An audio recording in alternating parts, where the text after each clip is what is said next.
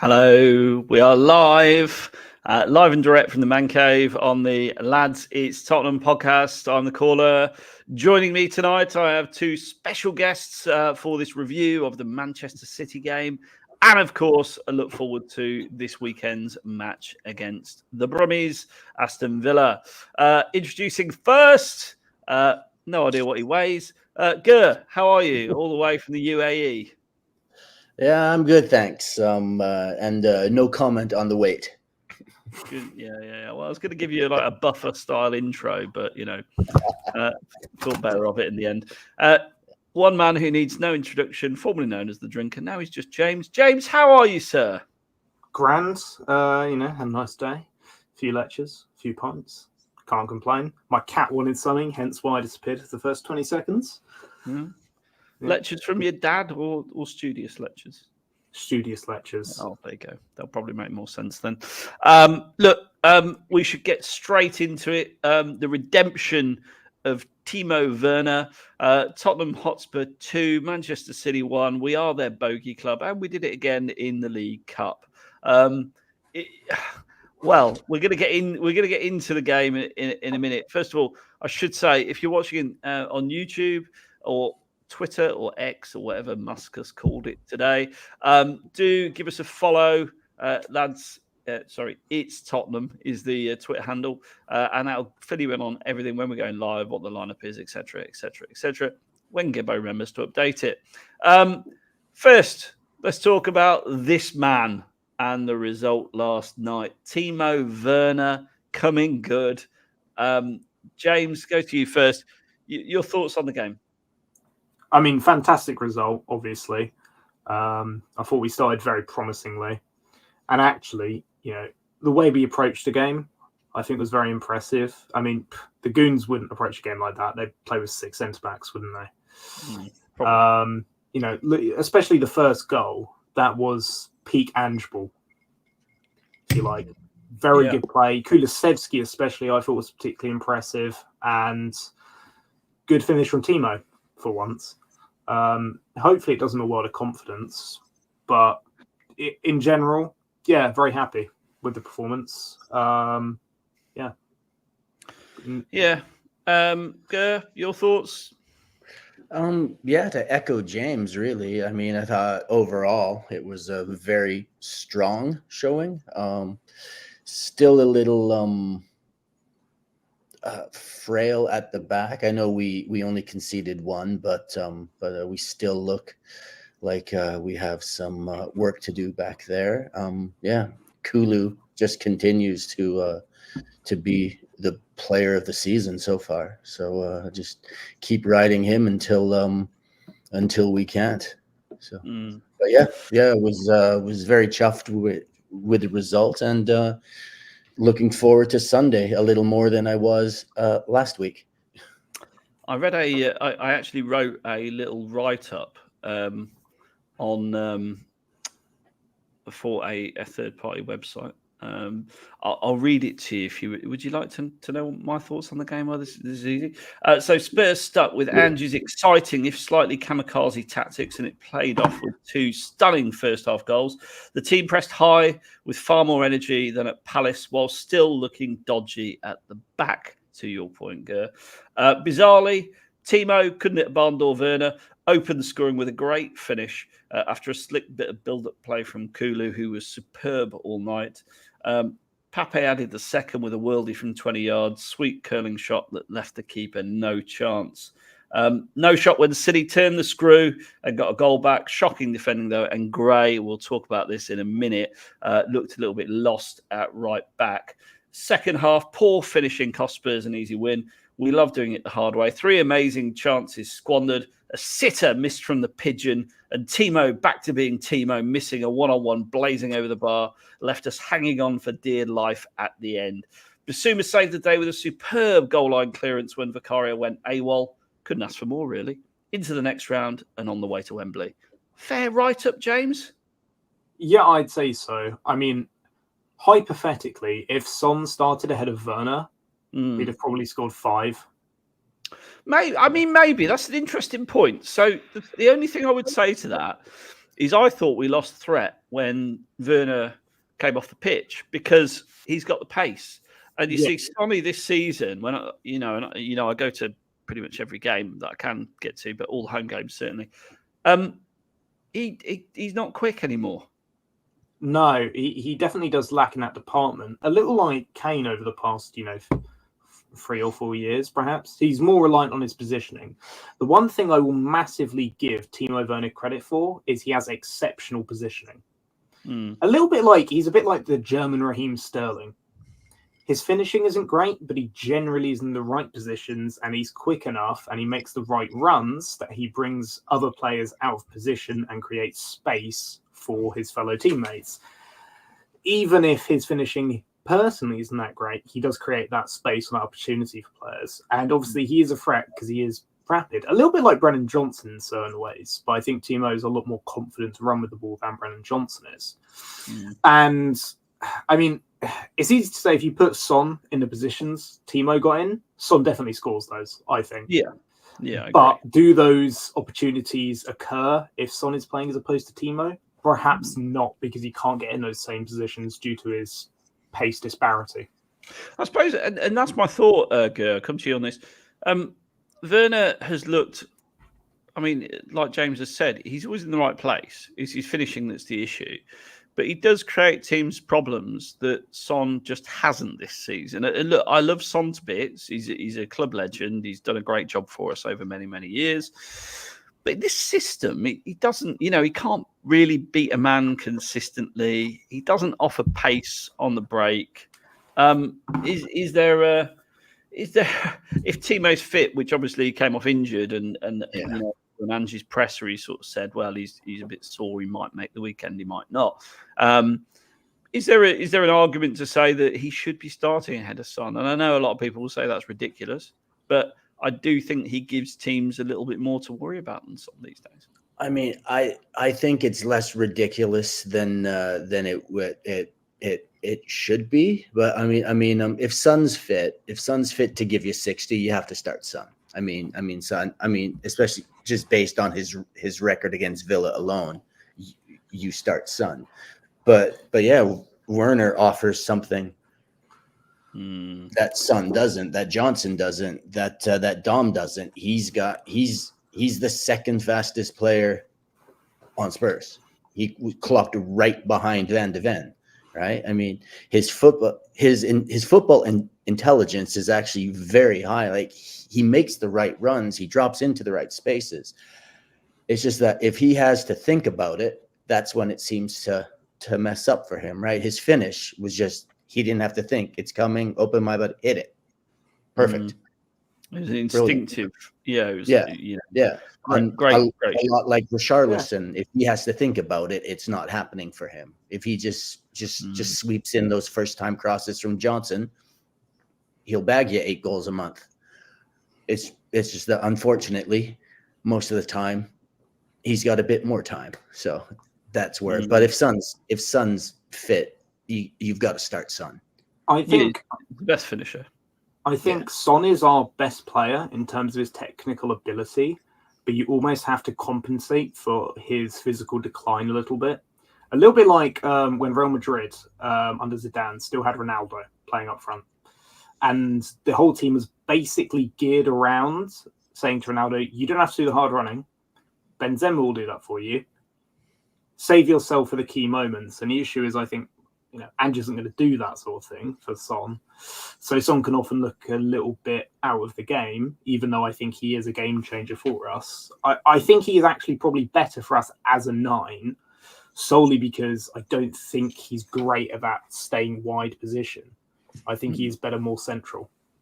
Problem is, a 9, you don't get the pressing and you don't get the constant harassment of goalkeepers and defenders that you do from Solanke. So it doesn't really fit there either. And there's probably a case to be made for Richarlison doing similar, because he does work hard regardless of whether he scores enough goals. But yeah, I thought the first half was good.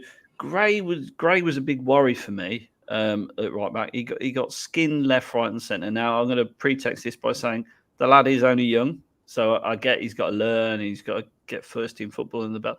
And it doesn't seem like we know what his best position is, if I'm honest. We're playing him at right back.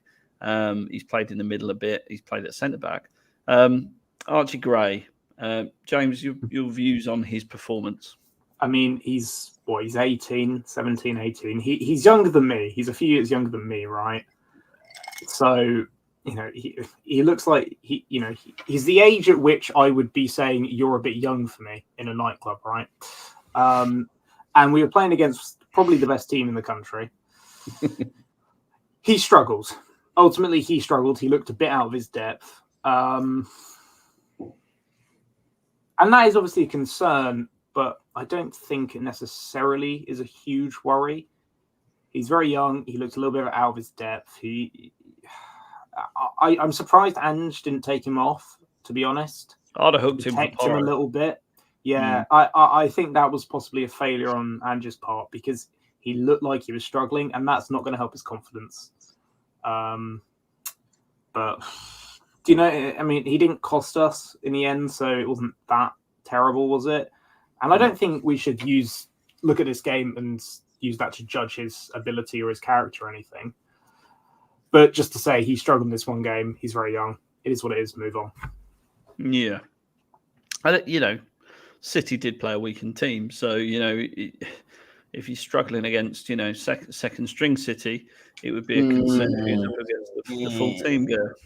They maybe played a weakened team, but I thought Nunez on their left-hand side was their danger man, right? The guy on the right wing, never heard of him, never will again.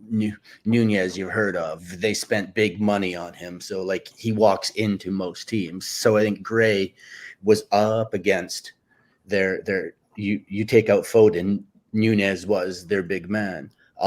That right-hand side, also the fullback or the wing back there gets no help from Brennan Johnson, which is another big thing, right? So I'll give him that caveat to it. And also, I thought in the second half, he started to play off Nunez a little bit more, so he gave himself more time before, he realized if I'm a yard away, I'm getting skinned. So he backed off a bit more. What I like about him is he always wants the ball. He'll always be, okay, give me the ball, and I'll do something with it. For an 18-year-old, especially one that was having a poor game, to want the ball that much, hey, that's okay.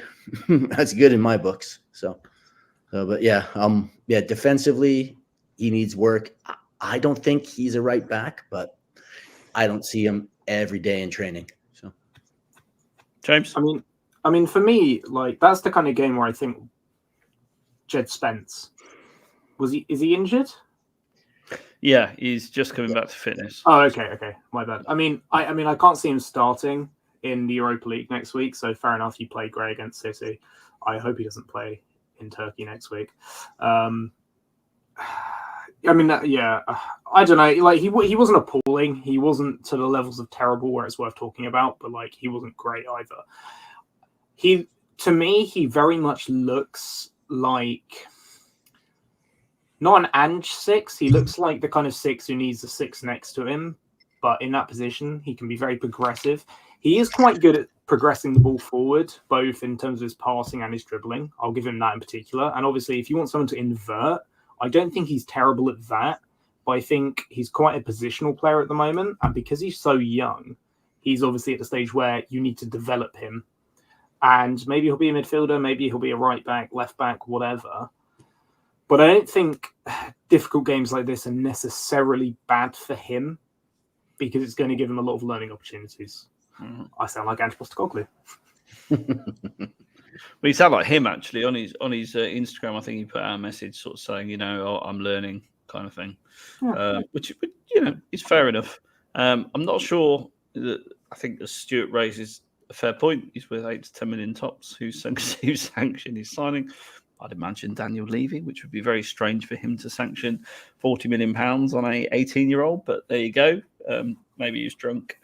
I think he's got a high ceiling. I think you can see, he's 18. He's very composed with the ball. And look, he's playing against, as you say, a top winger. So time will tell with him as to whether that's 30 to 40 million quid well spent or not. But it's good to see youth being given a chance, because in recent years, let's be honest, last season you'd have had Emerson Royal in that position, and would he have done any worse? Probably not. To be fair, but there you go. Goals, as you say, I thought the first one from Werner was a class team move. Really happy with the Werner finish for him personally, because he's had a lot of criticism, rightly so, and he is earning a lot of money. So well done, teammate, for doing your job. And then the second one was just a piece of Sarr magic, wasn't it? Keeper ain't stopping that. That's a. The more I see that, the more I'm impressed by it. Yeah. Like when you first saw it, you're like, oh, the keeper should have saved that. But the more you see it, or he bends it around, just inside of his foot, just stroked it into the corner. It kind of reminded me of those where they set up a board against the net, and if you put it through the hole, you win like $10 or something. It reminded me of that kind of finish. I'm just going to place it. It was just outstanding. It was stunning. The keeper had no chance. So he try and do that a few times this season. He's a good striker of the ball, but with purpose. So I think he thinks about it a lot. Sarr, I really like Sarr, actually. I know Seb on the Cheese Room podcast, massive fan, thinks he's a young Patrick Vieira, and you can kind of see the similarities. That is a very Vieira-esque goal. So was really pleased for Pape. But then it got a bit hairy, didn't it? I think. City, they piled on the pressure, as City do, and then we conceded before half time. I think it's fair to say that you've already picked up on it. Brennan Johnson offering zero cover whatsoever to the fullback, and obviously Gray got sucked inside, left his man completely open, and top class finish, wasn't it? Yeah. I need to apologize to Bentoncourt, because in our Patreon chat, I did say it was he that left the runner go. So sorry, Bentoncourt. I'm sure Benny is watching this now, saying no problem at all. And then second half, again, as we often do, came out the traps really well. Couldn't believe the misses and the standard of finishing in the second half, if I'm really honest. So Werner had too much time to think about it, pulled away, put the afterburners on, and then he wasn't far away with it, James. It wasn't like he didn't balloon it or anything. But he should be getting on target there, shouldn't he? Let's be honest. Well, yeah. I mean, I was watching the second half at my desk here, having a few beverages. And it got to a point where I was wondering if I was having a hallucination or something, because the quality of finishing, it must be a psychological thing. We played very well in the second half in terms of our chance creation, just couldn't finish it. And it's just quite infuriating, because you go, oh, go on. Have you missed that? I said it with a lot of ruder words, but it was that times 3 or 4 in the second half. And I think to an extent there's got to be a psychological element to it.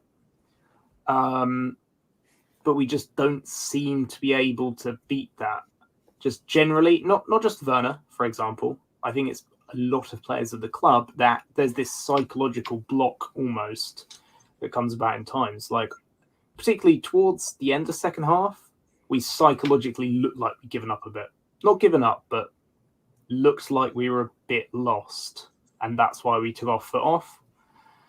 And the second half of our finishing, it looked like we didn't think we could score. It looked like we were brilliant taking it into final third, but as soon as it got there, didn't know what to do, panicked. And I think that was a lot of what Werner did. It looked like he panicked because he had too much time to think about what he was trying to do, and he just couldn't put it away. Yeah, Werner had a good 20 seconds on that run to sort of plan his finish almost, because it was you knew he was the defenders were getting nowhere near him, but should have done better. And then I think the worst one for me was actually Richarlison. Christ Almighty, he picked up on a defensive misplaced pass, etc.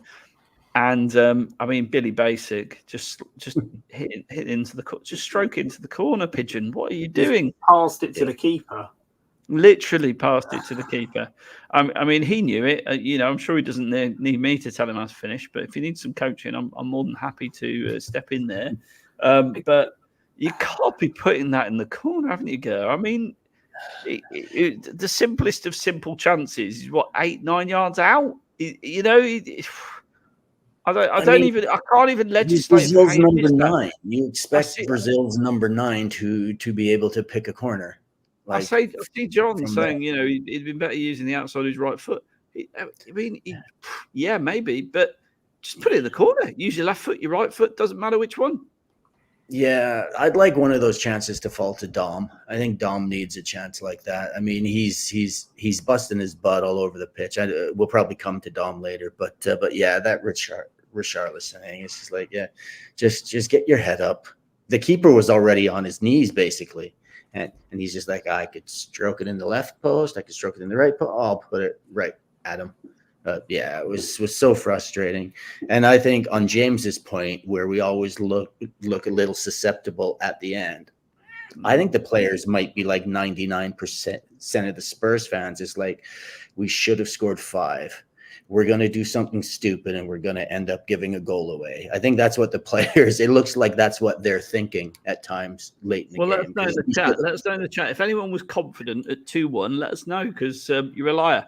I sat there, I was absolutely, cacking myself, because we've seen it all too many times before. Brighton earlier on this season, beating us 3-2, I was just expecting, and if that second City goal had come, there was only one winner in that game. It's frustrating how we miss chances and concede good position. We should have blown Man City away. Scarily as it is enough as it is to say, we should have blown Man City away with the chances we had. However, I'm not moaning, because we're through to the next round. All is forgiven. Richarlison, Timo. Rest up, boys, because we'll need you on Sunday. And a home draw. And a home draw against Man United. We will come on to that. A couple of more points on the game. So, injuries, Van de Ven. Feel very sorry for Van de Ven. Crying when you went off. I mean, maybe he feared it was worse than it is. Andrew said a couple of weeks. It's a strain rather than a tear. I think he feared it was going to be a tear, didn't he, James? At the time, I mean, the fact that he was walking around fairly comfortably made me think that it was probably not as bad as other people were saying. But you never know with these things, do you? So while you're talking about this, pass this back between you, because I do need to fill up my glass with liquor. Okay? Gotcha. Apparently, Van de Ven was so emotional because he was, quote, looking forward to the fixture. I can totally believe he was really up for the game, and getting an injury, he was very worried about it. Thankfully, it doesn't seem to be anything too serious. He'll be out for a week or 2. Obviously, in those kind of situations, it could be a 3 or 4 month sort of thing, and that could obviously upset you. Thankfully, it isn't too bad, I don't think, in particular Van de Ven. What do you think? Yeah, I mean, I find it quite refreshing if a player is getting hurt and there's tears because he's upset he can't play for us. That's what we want. It's not like it's the final game before World Cup and he might miss the World Cup or something. He was actually distraught that I'm coming off in this game. I've got no problems with that. On Carey's point, we do rely on Mickey's pace a lot back there, and it is a little maybe we have to change things up a little bit, but that might be coming up in the Aston Villa part of the pod, because Davies or Dragusin or Romero can't do what Mickey can do. So yeah, for sure. I mean, we definitely struggle because our only other left-sided centre-back is Ben Davies. And I love Ben Davies because he's Welsh, right? He's one of us. He's one of me. Yeah. But, he's not a world-class centre-back, is he? We can be honest. And he does struggle for pace. And even Romero has been, I think, a bit under par this season. I'm sure when he plays for Argentina next, he'll play like Maldini, but he's been pretty under par for us, I think, so far this season. And as much as I like Dragusin, and I really want to see Dragusin start in Europa League next week, because I think for that game in particular, we just need all the hard men. I mean, go get Eric Lamela back, get him start that game. It does worry me because Van der Ven bails us out so frequently because he's so quick and so strong. Even if he messes up positionally, he's quicker than the attacker, especially when the attacker has the ball, so he can just like run back and win the ball quite comfortably in a lot of situations. So without him, Dragusin, okay, he's right-footed. That's a bit awkward playing out from back.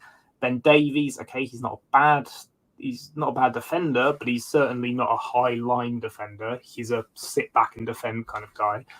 So that is a worry going forward. Even if it's only a couple of weeks, it does make our next few fixtures a little bit trickier, I think. Yeah, it'd be interesting to see who gets the nod. And left centre back Dragusin, by the way, I thought he had an excellent game. I was really, really pleased with him, and I think aerially, he offers more cover than Romero. It's fair to say, because Romero's been beaten left, right, and centre this season. So I was going to say there'd be an argument for him to start, but not if Van der Ven's out for a couple of weeks. So he, we kind of talked his injury to death. Timo, they're saying, shouldn't be too bad. Sonny should be back in contention as long as he trains okay. So yeah, the one player I thought it was worth calling out that we haven't mentioned, I thought Bissouma when he came on was excellent. Really brought an element of control. The goal line clearance, saved our bacon. What were your thoughts on him? Well, he's back to his. He's almost back to his pre-Luton last season style of play. Like I think when he picked up that second yellow for diving and got the red card, he wasn't the same the rest of the year. But now that he sees Sarr, he sees Bentancur, and they've all kind of stepped up their games as well. And he's always going to pick up a yellow because he's always in and amongst it. He's showing more confidence to get the ball, to move the ball. And I mean, and that goal line clearance, it's not like it hit him, right? Like he made a save for that. He read it. Yeah. He read it. He saw what was going to happen and moved over. So, and that doesn't get credited as a shot on target, by the way. Really? Really? I just thought, yeah. A goal line clearance does not count as a shot on target. Okay. Well, that's bizarre. Yeah, it's one of the most bizarre things in the football, but there you have it. So in summary, great night for us Spurs fans. Sorry, Oil FC, but a couple more chances to beat us in the league, maybe. And I think Kerry's actually touched a good point. It was refreshing not to have VAR involved too, because it did let the game really flow, didn't it? I thought the referee was pretty good, if I'm honest. I don't think there was too much to moan about.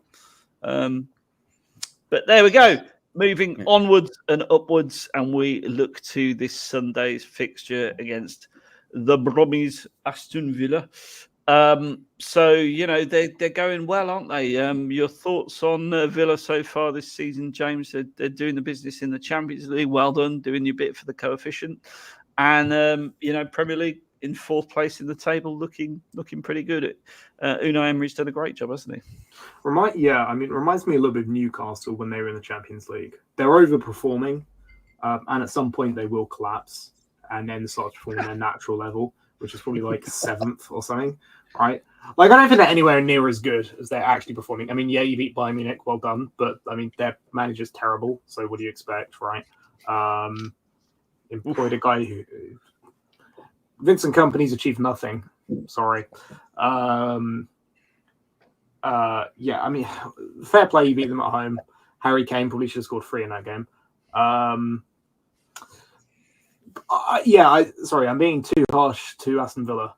They're doing well. They're playing well, but I think they're overperforming their actual ability. The other issue is that they have quite a thin squad, and at some point they will start to tire.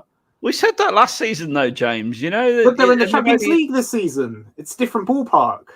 Well, maybe, but they're showing no signs of it yet. I agree with the overperformance perspective to a degree but I think that's just down to the manager. I think he's doing a great job and playing people to their strengths. A bit like when Pochettino had Tottenham. Danny Rose. No one ever thought of him as a flying left back, and he made Kyle Walker what he is today. I don't mean a serial shagger. I mean a really good right back.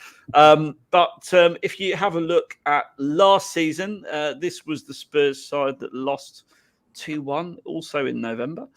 And, you look at that team and we had makeshift centre-backs. Brian Hill was still a thing.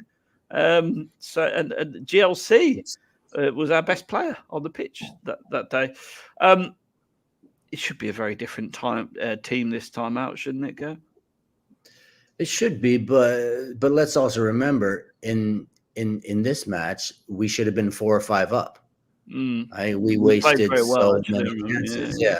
Yeah, we absolutely battered them and only scored 1, and then you know what happens. But yeah, I mean, well, we might see 3 of the back 4 might be the same on Sunday, right? Yeah, Davies, well, Doggy's had a rest, Porro's had a rest. Davies, yeah, I guess that's the discussion, isn't it? Who comes in for Van der Ven? I don't think it'll be Davis. I genuinely think we'll play Dragoshin as the left centre back, which he's right-footed, but he's done it. He's done it a few times, hasn't he? Yeah, he's better aerially than Davies, but I think right now at this stages of their career, I think Davies just reads a game better, right? But Dragusin is better in the air by far, and maybe he's a bit stronger as well. I think the big call is the midfield 3. That's going to be the big call. Yeah. Right? Who's your money on? I don't know if you can go Madison and Kulu in this game. I don't know if you can. Right? No. Now, I think Kulu's undroppable, right? But does that mean Madison on the bench to start? How is he going to handle that? Right? So I don't know if I haven't watched a lot of Villa. I don't know. I know they've got McGinn, and that's about it in their midfield. That's all. Oh, and the 2 young guys. I can show you their last match. Okay. So they signed Onana, didn't they, in the summer? Tielemans, obviously. Jacob Ramsey's there, McGinn's there. So again, when I look at this side, I take James's point and go overperformance. But Dinier's a good player. Torres is a good player. Consa's decent. Matty Cash is a twat. McGinn overperforms, but he's been overperforming so long it's a trend, and therefore he must be a decent player. Onana, I think, is overrated, but he's got a lot of physical power.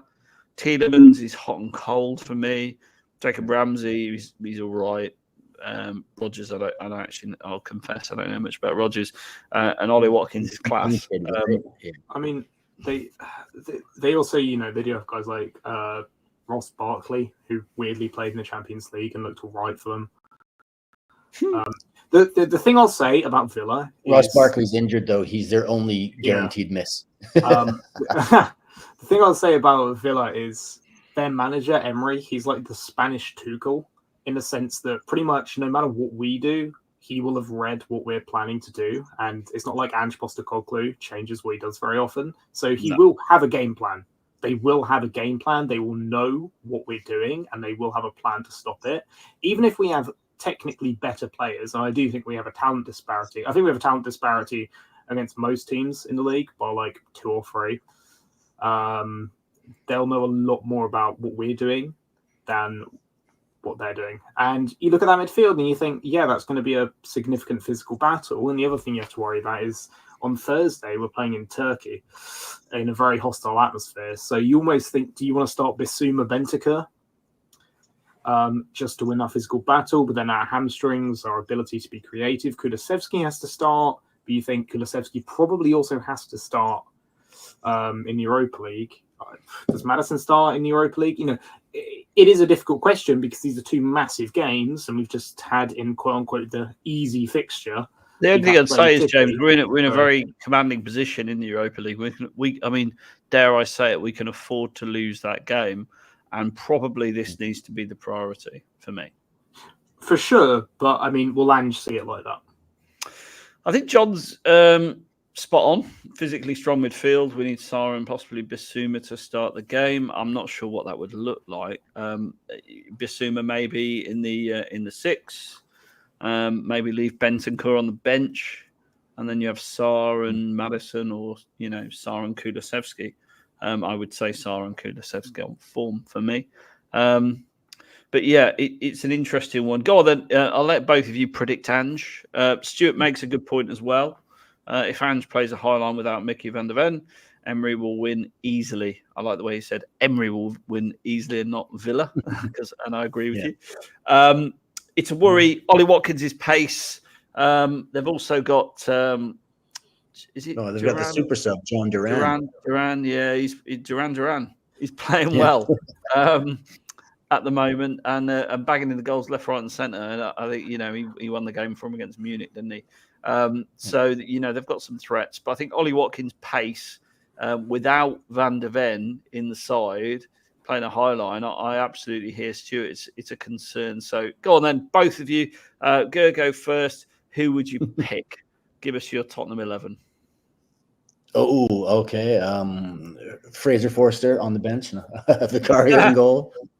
We're going Porro, Romero, Dragusin, Udogi, Sarr, Bissouma, Kulu, Johnson, Solanke, Son. Okay. James? This way you've got... James is writing it down. I can see he's writing his little tactics board there. Vicario will start, unfortunately. Porro, Romero, Dragusin, Udogi. Bissouma, Sarr, Kulu, Brennan, Solanke, probably Timo. If Son's fit, Son, but if not, Timo. I think Son's close to fit. Timo. We don't know if Timo will fit. For reference, that's not the lineup I'd pick, but that's what I think I'd No, tell me what you'll pick. Well, I'd pick Foster, Porro. Oh, God. Foster? Seriously? Well, here's one. What if Son and Timo are both not fit to go? Then who's on the left? Both not fit to go. Because Odeberg is still hurt. I guess it's Richie on the off the left, right? Yeah, you either play Richie or you play Brennan on the left and you play Kulu on the right. You could, because I don't think Mikey. I think we're in danger of running Mikey Moore into the ground. I don't think this is the game to play Mikey Moore, and I also don't think Thursday is a game for Mikey Moore to play. I don't think that's not the game to play Mikey Moore, unless we want him to have injuries, because we know what they're like. You could put Maddison out wide, I suppose, and have him invert and play quite narrow as a winger, and then have Porro play wide. You don't do that. You could do that, though. You could do that. For sure. I mean, yeah, Foster, Porro, Dragusin, Romero, Udogi, Bissouma, Bentancur. Okay. Yep. I think we're going to need the physicality, and then Maddison, Kulu, Solanke, and then if neither Timo or Son are fit, then I play Johnson on the left. Oh God, that sounds grim. Okay, I'll go Vicario. What I think Ange will do, Vicario. Obviously, the fullbacks pick themselves. Centre backs, I think Dragusin will come in for Van der Ven.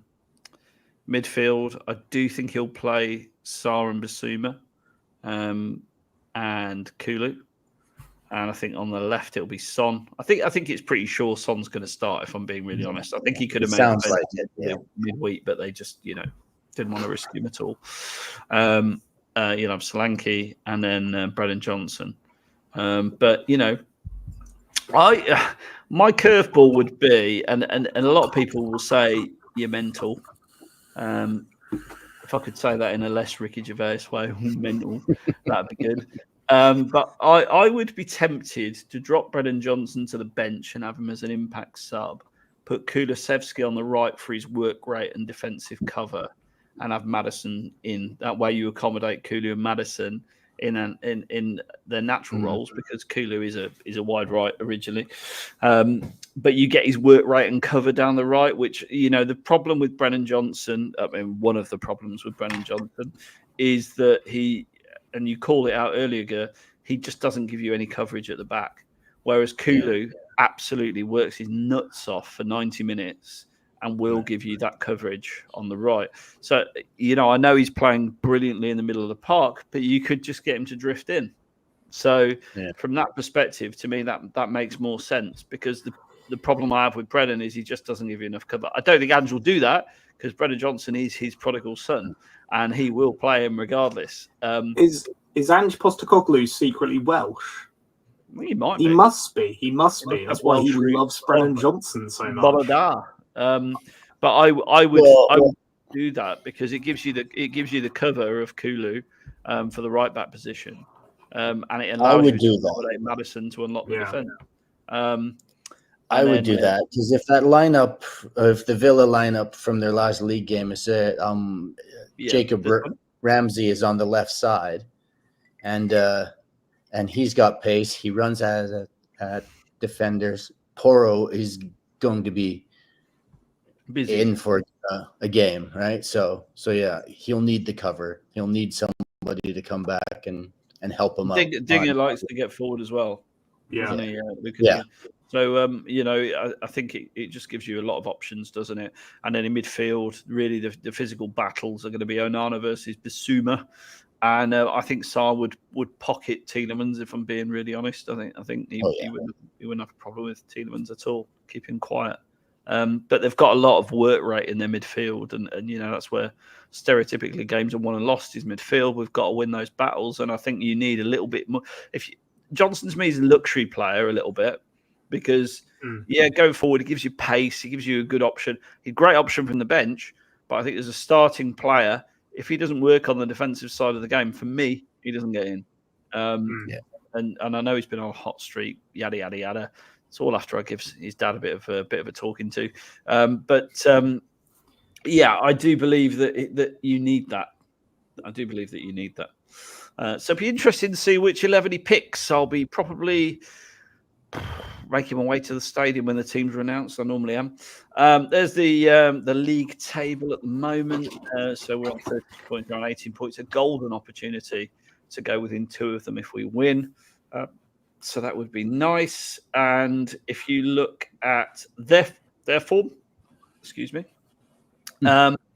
I don't know what the white thing is in the screen. I'm blaming the technical assistant from John. But Villa obviously lost to Palace in the cup, so they're out of that. Who loses to Palace? I know, terrible team. Who could lose to them? Too soon?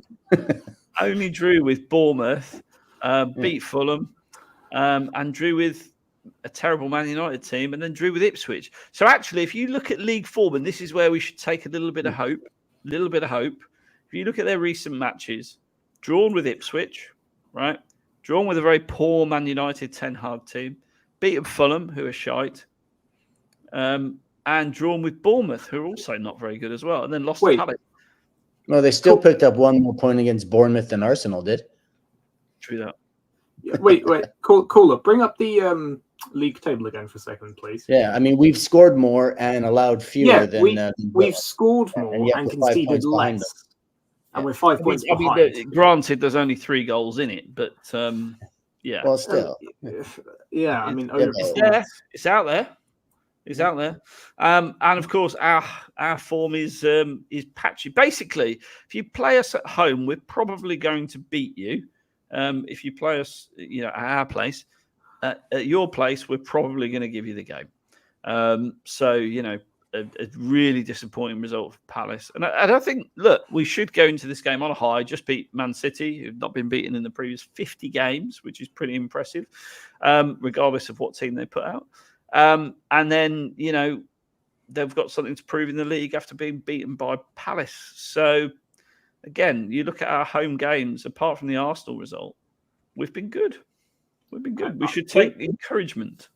I'm trying to think who said it on the show that Spurs are like us, and we're playing like we used to do in the 90s at home. We'll probably win away, get a few wins. Someone said that, and it seems to be spot on so far. It might have been HG. I'm not sure who said that. Yeah, it might have been. What do you think the problem is with our away form? And and I know this match is home, so it's kind of irrelevant, but it's not irrelevant to Tottenham. Away from home, we just struggle, don't we? The Palace game was turgid, absolutely turgid. Yeah, but I think the Palace game was an outlier. It was the only. I mean, okay. It's not an outlier in terms of our form, is it? In terms of result, no, but form, it was an outlier. I mean, it was the worst we've played by far this season, like for 90 minutes. But I don't know what it is about the away form, and obviously Ange doesn't, or he'd fix it. I don't know. We come out, we score one. We should score 3 or 4. We don't, and then teams at home just say, "Okay, now we've got them where we want them." I guess. I can't think of any other. I don't know what it is away from home because we don't play differently, right? Right. We don't play 6 center backs. Well, I think and hope for a 0-0 draw. I agree with this, actually. Yeah. James? I think it's a total mentality issue. I think at home it's easier because you've got the fans behind you. There's a lot. In a weird way, there's less pressure because you've got fans backing you. I think away, we sense a bit of danger. We take the lead, teams respect us because we're better than them. Technically, we are better than pretty much every team in the league other than Liverpool, Goons, and City. Everyone else, I think we have better players than, including Chelsea. I mean, they have a Tim Pot manager. So they respect us.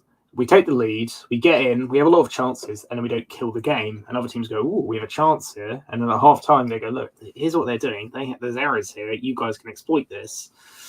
And they take advantage. And then we get hit. Everyone's got a plan until you get punched in the face. We get punched in the face, and then we kind of lose our marbles a bit. We don't get back up. And when we do, we're kind of staggering around. Whereas when we're at home, I think we stand back up. And we've got that little extra push where we can actually get back in the fight a little bit. It's a psychological thing. I think it's been an issue at the club it's been for a very long time. I mean, even going back to the Pochettino years, very Poch's team went 11 months without an away win as well, right? You can't blame the manager or the players. Unfortunately, it's nothing new to us. It's a bigger issue, and I don't know what it is. Maybe they're serving. I don't know. Maybe they're doing lines of cocaine or something with their food, and they're just getting tired after halfway in the match. But I don't know. It is concerning. It's definitely a psychological issue. And if the club would like me to come on as a therapist to help the players out at half time, I'd be happy to shout at them. I'm not sure that'll help, to be honest, James. But there you go. Yeah, it's a bizarre one. I do think that we set ourselves up to fail a little bit away from home, and I agree with 3 for all. We shouldn't be playing 2 attacking midfielders and Angie's tactics necessarily. We should be playing a lot tighter away from home, where teams are generally more aggressive. So it's difficult, and I mean, over to him to fix it, really. He's the gaffer. He's paid the millions. Who am I? I'm just a man. Let's go on to score predictions. Gerb, what's your views? Let us know. Oh, by the way, 2 things. I want to know your lineup. If you're watching, drop a comment on X or put it in the chat. I want to know your lineup. What would you do? You've heard my slightly out there opinion. And let us know your score predictions as well. Ger, we'll go to you first. What's your score prediction for this titanic struggle between 2 big 8 clubs? 2-1 Spurs. 2-1 Spurs. Goal scorers? What minute? Who do I put my bet on? Who's going to score? Solanke 6. Oh, okay. Sun 52. Well, there we go. Duran 85. Puckered butts for the final 15 minutes. Oh, yeah, I think most Spurs fans would probably agree with you. James, your shout? 4-3 Spurs. I reckon we'll score early. And then we'll go 3-1 down. And then I think we'll get a very late comeback. More so because we'll feel like we're completely beaten until like the 70th minute, and then we'll get a goal out of nowhere, maybe a Saar worldie, and all of a sudden the mood will shift, and then we'll bring it back. I mean, I hope so. I hope you're That's right. the vibes I'm getting. Well, I mean, I'd hope you'd say we'll just win 2-0 easily, but that's the energy I'm getting from the game. I'll go for a 3-1 defeat. I think that optimistic. No, I can't do that. I'm worried about it. I'm really worried about it because I think that Villa have got the pace without Van de Ven there to really cause us some serious problems. And unlike us, they're pretty good at slotting their chances away. Duran's in a hot streak of form. Ollie Watkins is Ollie Watkins. It does really worry me. I think that we will scratch out a 3-2 win. Might put a little bet on that. I think Sonny will score because he normally does against Villa. I just don't see Solanke scoring. He never seems to even have a shot, does he? He does all the good work. But he's got to get a goal at some point. So we'll have Solanke to score and Johnson to score just to upset HG. He's getting one. Sorry. Do you know who Solanke reminds me a little bit of? He reminds me of Roberto Firmino. Almost. Oh, Firmino. Yeah, Firmino's a good shout. He does all works really hard, presses, but just never looks like a striker. No, in certain ways. The thing is with Solanke, he does so much work around moving defenders around. And that means that he's not necessarily in the position to score. And when you watch his goals last season in a Bournemouth shirt, they're generally running at the defence, and he's taken a shot into the corner from a long way. He doesn't really get the opportunity with the way we play to do that kind of thing. So I think he is. I think Kerry's nail on the head. He's a good decoy. So he is pretty decent in front of goal, but he never gets in the position really to score unless it's a tap in on it. The couple of goals he scored have been tap ins, haven't they? Something like which is great. But, you want to see him glance a header in or, finish low into the corner from 18 yards or something like that. He just doesn't – we're not really doing that. And I think whilst it's great that we've got him to put himself about and it's great that the goals are being shared around the team, it would be lovely to see him get on the score sheet. And he works his absolute nuts off for the side. I really like Solanke. I really want him to be our main man for years. Maybe he will be, but I don't think he's going to be a goal machine. I just hope he's not another Soldado. He's already given more than Soldado. I don't think it's an issue. Sure. I don't think it's an issue, by the way, when we're scoring goals all over the place. Like if Son's chipping in, if Johnson's chipping in, if you've got Kulu chipping in and Maddison chipping in, it don't matter, does it? Because ultimately the team is more important than individuals. Yeah, and he's bringing two central defenders out with him away from the middle of the area. That opens up space for Saar and Maddison and Kulu.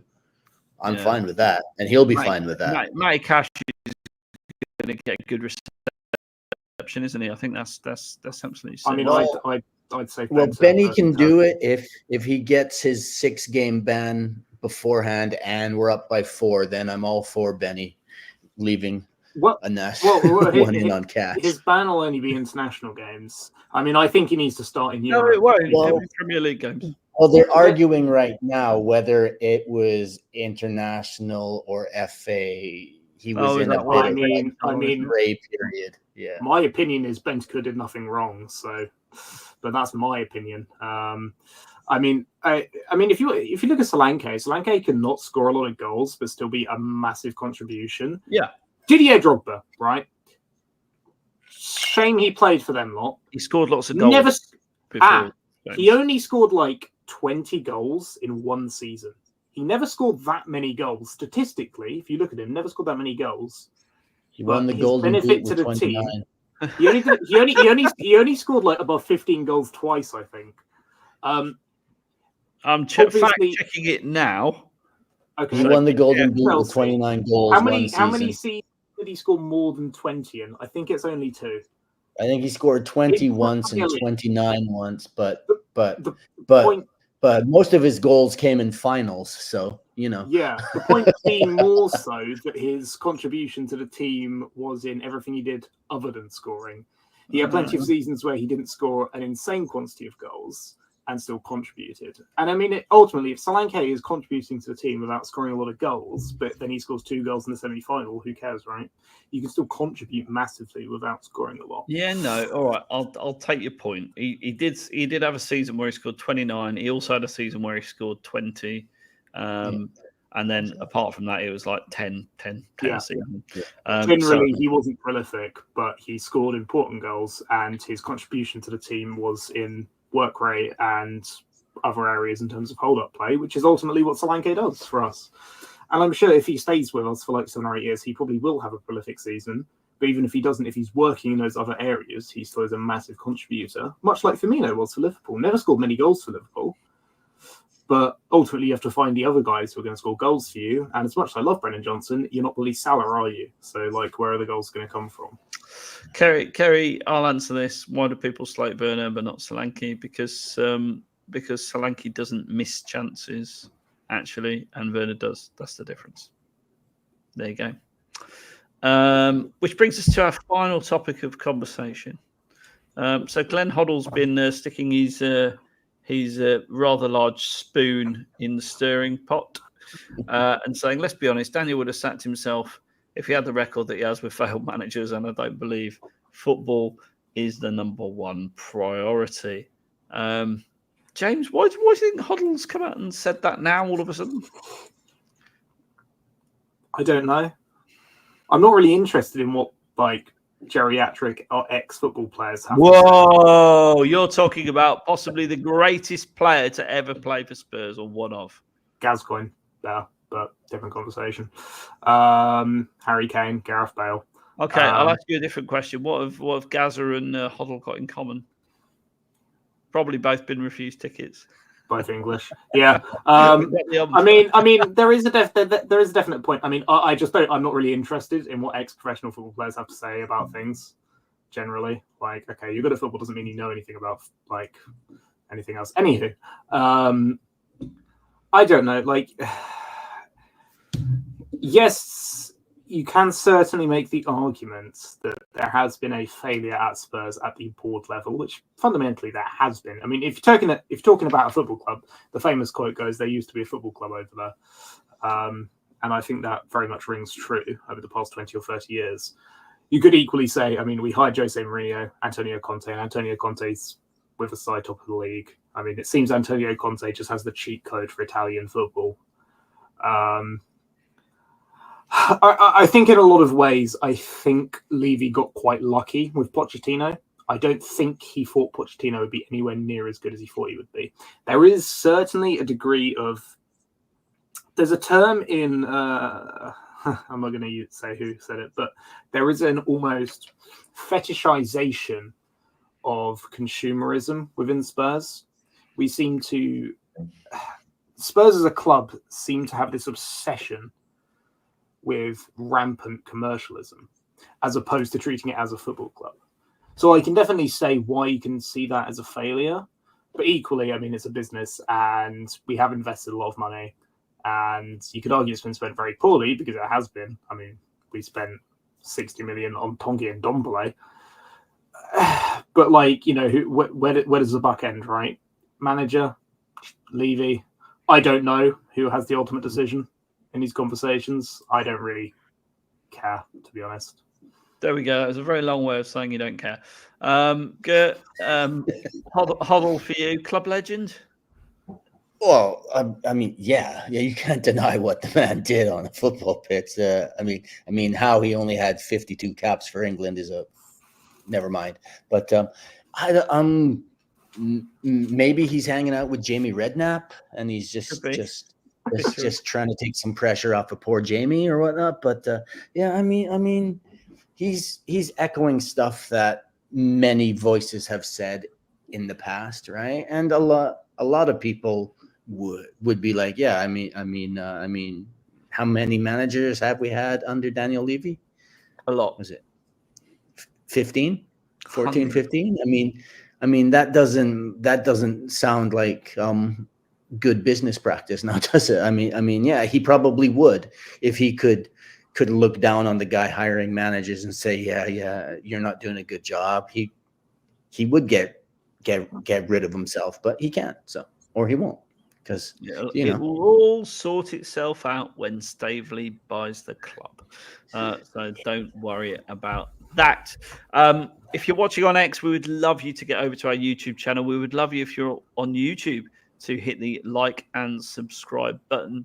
We appreciate your support. Costs you nothing, takes a second, means the world to me, us, them, whatever your pronouns are.